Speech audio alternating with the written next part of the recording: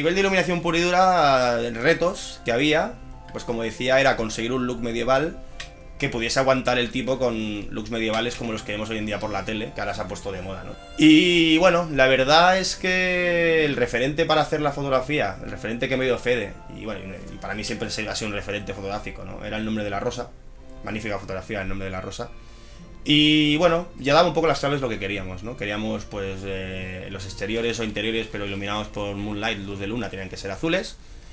Y los interiores, obviamente, pues si no había luz natural que entrase, tenía que ser luz de vela, ¿no? Entonces, a la hora de afrontar ese tipo de luz, claro, El nombre de la rosa es una película, pues que el contraste es elevado en iluminación, pero los negros están lavados, tienen mucha información en las zonas oscuras. Con las cámaras con las que trabajamos, primero, la información en las partes oscuras es más controlada de recuperar, entonces tienes que grabar en clave más alta.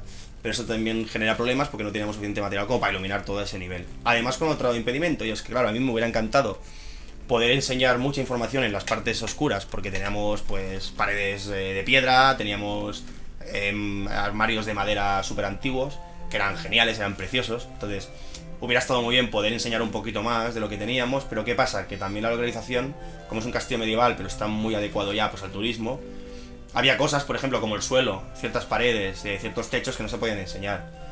Entonces tuvimos que jugar mucho más a esconder cosas.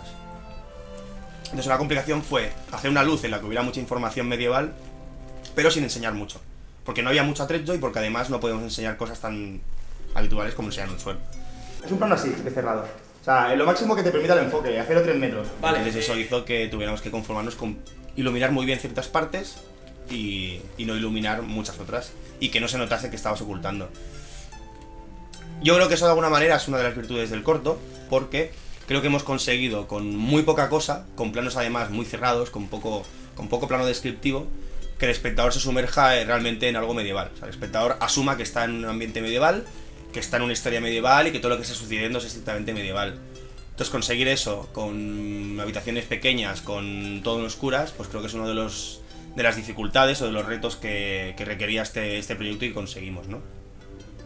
A ello contribuyeron muchas cosas. Una de ellas fue que, bueno, había que simular luz de velas y, bueno, yo también obviamente, aparte del nombre de la rosa, pues claro, hay muchos referentes, ¿no? Tengo también referente, pues por ejemplo, Barry Lyndon, ¿no?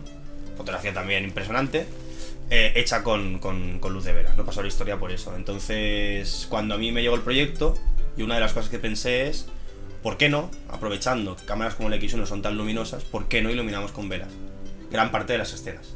Obviamente hay planos, ¿vale?, en los que está trucada la luz de la vela, porque no todo se puede hacer con velas, pero yo diría que un 60% de planos que tienen velas están iluminados por velas exclusivamente. Es decir, todo el keylight es una vela, el relleno por el otro lado es lo que se esparce de la vela por el ambiente, y luego solamente tenemos un contra, que es la luz de luna, que es un foco con filtros.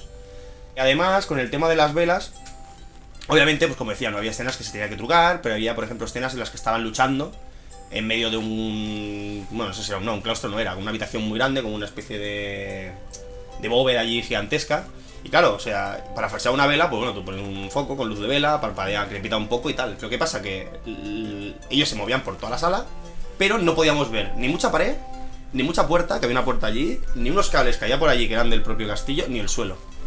Entonces, claro, ¿cómo ponías un foco fijo que hiciera todo eso, que iluminase bien la pelea, que además que no enseñase mucho el maquillaje del actor, porque tiene un maquillaje de un tajo, pero luego Fede dijo que no quería ver tanto el tajo? Bueno, ya sabéis que en rodaje las cosas van cambiando sobre la marcha.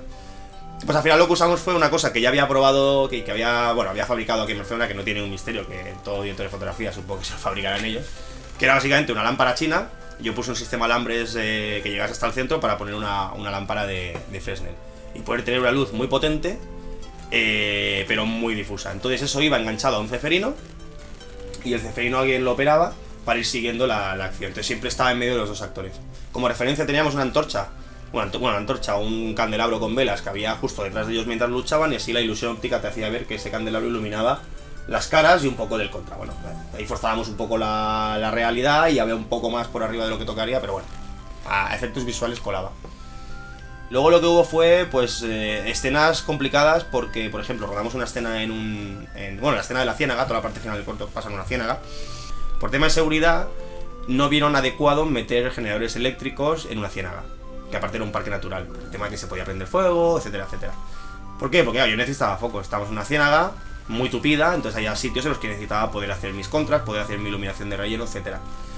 Y no tuvimos focos. Yo llegué allí con una idea visual de cómo quería la escena, que además, en concreto esa escena, ya no era el nombre de la rosa, sino que en concreto esa escena era una mezcla entre lo que me pedía el director en un principio, que él me pedía Excalibur, con esos diffusions ahí super bestias que podía quedar chulo, pero creo que quizás era pasarse un poco. Entonces la escena ahora tiene un poco de difusión, que se consiguió por cámara y también un poco en postproducción, pero también le queda un toque un poco más realista, un pelín nada más, un poco como el de Aguirre, porque ya que estábamos jugando un corto que era muy sucio, muy contrastado, quería darle un poco así el look que tenía el Aguirre, ¿no? De Werner Herzog.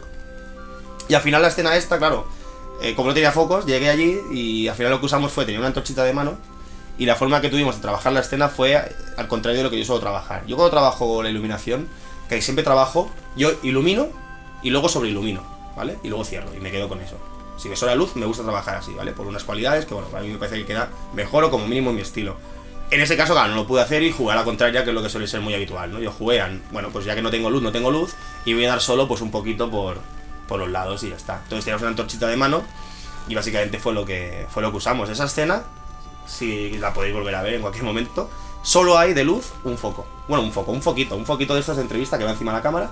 Lo operaba uno de los eléctricos del rodaje en un ángulo concreto para que más o menos quedase bien a cámara, hubiera contraste, hubiera relieve y se viera la acción. Y ya está. Hay eso, la luz que se filtra por los árboles y un magnífico background que es el río, que además estaba un poco sobreexpuesto, porque claro, no había capacidad ahí de controlar la luz, que luego en postproducción se acabó de bajar un poquito con técnicas de dronaje y ya está.